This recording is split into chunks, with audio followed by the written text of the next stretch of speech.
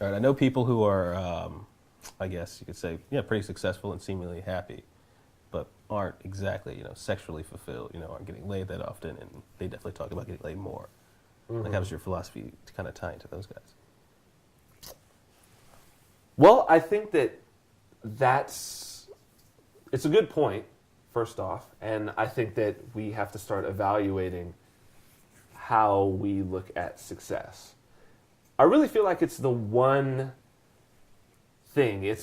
place where if you are unsuccessful, it dominates your thought process. If you feel unsuccessful in your romantic or your sex life, it dominates your thought process.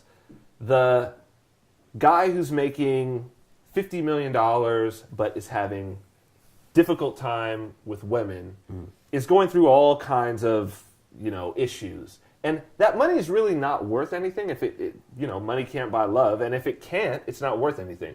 But the guy who's sleeping on his mom's couch or in his parents' basement, but is like banging, models all the time at will, is really not concerned about getting out of the basement. Like, he's about as successful as he needs to be. You know what I mean? He's not complaining about life. He's like, man, I got it good.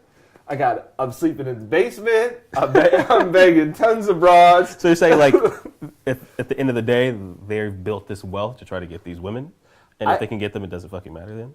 Well, I think that, the accumulation of wealth itself is just a game on top of a game on top of a game that's really obfuscating and hiding what we ultimately really want, what the real game at the bottom of everything actually is. So, yeah, our identity is tied up in sex.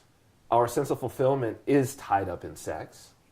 And, yeah, I'm certainly speaking towards men. I think women have some more evolved and more complex and nuanced views on that, because sex for them encompasses a lot more, because it has to also do with, like, child rearing and all of that. Which there's some of in men, but I think for the most part we're like a little bit from pre-conception to moment of conception, and then we're pretty much like asleep, you know what I'm saying?